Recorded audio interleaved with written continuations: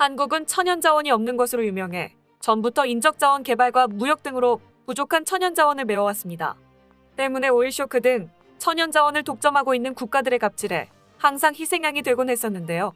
우크라이나 침공에 대한 러시아 제재에 있어서도 한국은 많은 부분 천연자원을 러시아에 의존하고 있었던 것이 사실이기에 제재에 동참하는 것이 쉬운 일은 아니었습니다.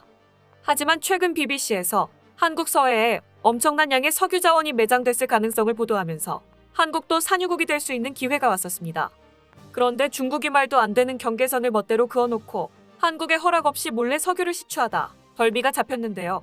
특히 이곳을 군사적 목적으로 이용하려 하자 한국과 미국이 행동에 나서 중국이 난리가 났습니다. 게다가 한국이 외부 위협에 맞서 새로운 무기체계를 공개했는데 한번 자세하게 알아보겠습니다.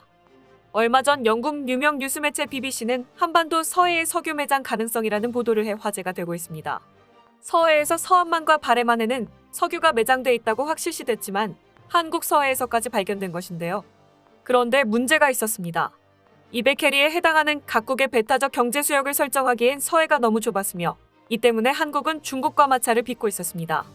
이것을 해결하고자 2001년 공식 발효된 한중화업협정에 따라 한중잠정조치수역을 설정했고 잠정조치수역에서는 한국과 중국이 공동으로 수산자원을 관리하되 각국이 자국 어선을 관리하기로 협정을 맺었습니다. 그런데 최근 중국이 멋대로 북한과 맺은 경제수역협정인 124도선을 한국에도 적용시키면서 잠정조치수역에 한국 정부 몰래 석유 시추 구조물을 설치한 것이 드러나 논란이 됐는데요. 1962년에 김일성 북한 주석과 저우얼라이 중국 총리는 북중 국경조약을 체결했습니다. 이 조약은 북한과 중국 사이의 서해영의 경계선 기점을 압록강 하구의 동경 124도 10분 6초로 정하고 있는 것입니다. 하지만 이는 북한의 어이없는 실수였으며 자신들에게 불리해지자 북중국경조약 체결 15년 뒤인 1977년 200캐리의 배타적 경제수역을 선포한 상태입니다. 그럼에도 불구하고 중국은 계속 124도선을 주장하고 있는 상태이며 이를 똑같이 한국에도 적용하고 있는 중인데요. 이에 대해 한국 정부 고위 관계자는 중국이 그런 구조물을 설치한 게 맞고 NSC 여러 안건 중 하나로 논의했다고 말하며 심각하게 대응 준비를 하고 있다고 밝혔습니다. 문제의 해역은 바로 한국의 제2광구입니다.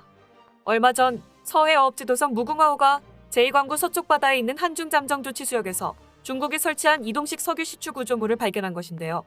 제2광구에는 정확히 밝혀지진 않았지만 채산성 있는 석유전 및 천연가스전이 다량 매장되어 있을 것으로 추정되고 있습니다. 하지만 이곳은 양국의 배타적 경제수역 경계선이 확실히 정해지지 않아 한중화업협정에 따라 이 해역 내의 지하자원 개발, 구조물 설치 등이 금지됐습니다.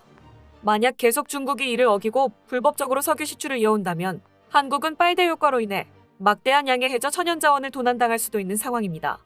더 큰 문제는 중국의 시추 구조물 설치가 서해 석유 자원을 점유하려는 것 외에도 향후 해상 영유권 경쟁에서 유리한 고지를 점하기 위한 의도도 깔려 있는 것인데요.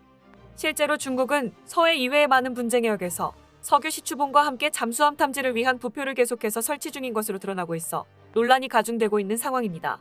또한 중국은 124도선에 가까운 백령도 근처에서 무력 시위를 이어가고 있습니다. 항공모함 야오닝함과 산둥함이 서해에서 연간 20회씩 훈련하고 초계기와 경비함이 서해 해상 경계를 계속 넘나들고 있는데요. 중국 군함이 배타적 경제수역 잠정 등 거리선을 침범한 횟수는 최근 5년간 910차례가 넘었다는 충격적인 통계까지 공개돼 문제가 됐었습니다. 일각에서는 중국이 124도선을 빌미로 백령도 근처에서 천연자원까지 노리고 있다고 파악하고 있습니다. 몇몇 전문가에 의하면 백령도 근해에 엄청난 양의 석유자원과 천연가스가 매장돼 있다고 보고 있는데요. 그 근거로 이 일대에서 공룡발 자국 화석 등이 쉽게 발견될 정도로 지질학적으로 석유와 천연가스가 발견되기 좋은 조건을 가지고 있으며 국내에서 가장 오래된 화석까지 발굴되는 가장 오래된 퇴적층이 형성돼 그만큼 막대한 양의 자원이 백령도 아래 잠자고 있다고 보고 있습니다. 하지만 위로는 북한과 서쪽으로는 중국의 견제를 심하게 받고 있는 상황이며 한국 본토와 많이 떨어져 있는 상황에서 석유 개발 전문 인력들이 마음대로 다니기 어려운 교통 형편을 가지고 있습니다. 중국은 이런 점을 이용해 먼저 124도선의 중국 인민해방군에 해상 오프쇼어 감시 장비를 설치하려는 움직임을 보이며 더 나아가 낮은 수심을 이용해 해상 말뚝을 박아 한미연합군의 해군의 움직임을 제한시키려 하고 있는데요. 이미 제7광구 해역에서는 중국 당국의 해상 석유 시추 시설이 촘촘하게 박혀있는 상태로 한국뿐만 아니라 다른 국적의 선박들도 통항에 어려움을 겪고 있는 상황입니다. 중국이 말도 안 되는 일을 계속 벌이고 있는 가운데 백령도에 건설 중인 백령공항이 주목받고 있습니다. 한국 최서단에 위치한 백령도는 한국 내에서 가장 소외된 섬으로 불리고 있는데요. 인천항에서 출발하면 약 4시간이 걸리며 하루에 운항하는 횟수조차 많지 않기 때문입니다. 하지만 백령도에 공항이 생기면 자원 개발을 위한 전문 인력들이 수시로 드나들 수 있으며 자원 개발이 빠르게 이뤄질 것인데요. 또한 백령공항은 군사적으로 봤을 때도 서해 최북서단 지역의 안보 환경을 크게 개선시킬 수 있으며 중국 어선들의 불법적인 어업과 중국 당국의 불법 시추 설비, 그리고 한미 해군의 잠수함을 감시하는 부표 설치를 막을 수 있다는 평가를 받고 있습니다. 문제는 백령공항이 건설되기까지 아직 시간이 많이 남았다는 것인데요. 이에 한국과 미국은 동시에 중국을 압박하기 위해 칼을 빼들었는데 최근 미국의 핵항모전단이 한반도로 모이자 중국에서 난리가 났습니다. 에이브러햄 링컨함의 길이는 332.85m, 높이는 62.97m이며 비행갑판 폭은 각각 78.4m와 40.84m로 80여 대의 항공기를 싣고 다닐 수 있습니다. 이 중 상당수는 최신 스텔스 전투기인 F-35C이며 얼마 전 필리핀해에서 서해까지 장거리 출격한 것으로 알려졌는데요. 또한 링컨 항공모함은 4척의 이지스 구축함의 호위를 받고 있는 어마어마한 전력입니다.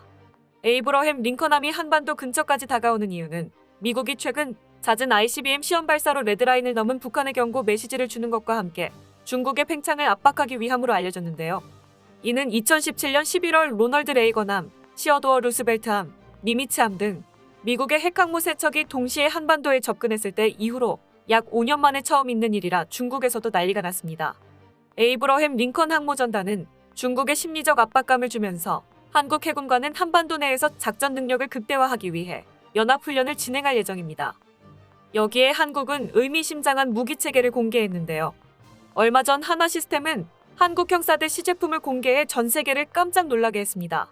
공개된 시제품은 한국 정부가 주도하고 있는 한국형 미사일 방어체계에서 핵심을 담당하게 될 LSM-CJ 레이더입니다. LSM은 원거리의 표적을 레이더로 탐지해 유도탄으로 정확히 요격하도록 개발 중인 중상층 방어용 무기체계로 오는 2023년까지 개발을 완료한다는 목표를 가지고 있는데요. 한화시스템은 LSM의 레이더를 개발하고 있으며 앞으로 개발을 지속해 완성할 레이더는 현재 최고의 방어체계로 언급되고 있는 사드의 레이더보다 좋을 것으로 예상하고 있습니다. LSM 레이더의 알려진 성능으로는 UAE에 수출될 최고 사양의 천궁2다 기능 레이더보다 탐지 및 추적 거리가 4배 이상 늘어났고 추적 속도는 1000배 빠른 것으로 드러났습니다. 또한 수백 대의 적 항공기와 미사일들을 동시에 포착해 한눈에 감시할 수 있다는 놀라운 성능을 공개해 화제가 되고 있습니다. 이것이 가능하게 된 이유는 최근 한국이 강세를 보이고 있는 A사 레이더 기술 때문인데요. 애초에 KF-21 개발에 있어 A사 레이더가 필요했던 한국은 미국이 기술 이전을 거부하자 스스로 개발했고 미국보다 더 적은 비용과 시간을 들였지만 성능은 더 뛰어난 것으로 드러났습니다.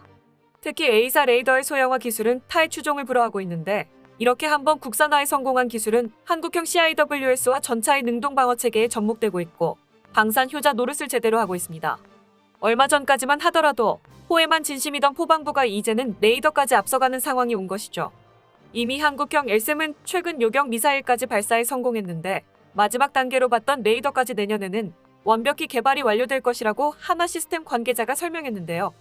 다수의 전문가들은 한국이 당초 계획했던 한국형 아이언돔을 조기에 배치할 수 있을 것으로 평가하고 있는데 그렇게 되면 한국형 미사일 방어 체계를 완성시킬 수 있으며 탄도미사일 공격과 핵미사일 공격에도 대응할 수 있습니다. 몇몇 사람들은 핵미사일이 한반도 상공에서 요격될 경우 낙진 피해로 이어지는 것이 아니냐 하는 우려 섞인 반응도 있지만 핵미사일은 땅에 떨어져 스스로 터지기 전에는 어떤 미사일보다 안전한 안전장치가 내장되어 있습니다. 만약 핵미사일 발사 시 미사일의 정상 발사가 이루어지지 않아 폭발하는 등 실패한다면 그 피해는 오롯이 자신들에게 돌아가 자멸하는 황당한 일이 발생하게 되기 때문인데요. 그래서 핵폭탄은 핵분열 등의 물리학적 복잡한 조건과 거리나 고도 등 여러 세팅된 조건이 충족되지 못하면 날아다니는 고철덩이에 불과한데 요격미사일은 핵분열 이전에 핵미사일을 요격하여 요격된 핵미사일 때문에 피해는 크지 않을 것으로 예상됩니다. 때문에 중국이 핵무기를 가지고 주변국을 위협해도 한국은 어느 정도 큰소리칠 정도의 방어체계를 가지게 된 셈입니다. 이로 인해 일각에서는 서해상에서 해양 주권을 지키기 위해 강경하게 대응해야 하며 중국이 계속 협정을 무시하면 현무미사일까지 동원할 수 있다는 확실한 의사표시를 해야 한다고 주장하고 있습니다. 중국 권영 매체 글로벌 타임즈는 이를 두고 미국과 나토가 한국을 부추겨 중국 압박에 동조하게 만들고 있다고 비난하면서 대놓고 불편한 기색을 내비치고 있는데요. 한국 정부는 중국의 만행에 강력한 메시지를 보내 앞으로 한국의 모든 주권과 국익을 침탈하지 못하도록 하기를 바랍니다. 끝까지 시청해주셔서 감사합니다. 도움이 되셨다면 좋아요를 다른 이야기도 궁금하시면 구독을 눌러주세요.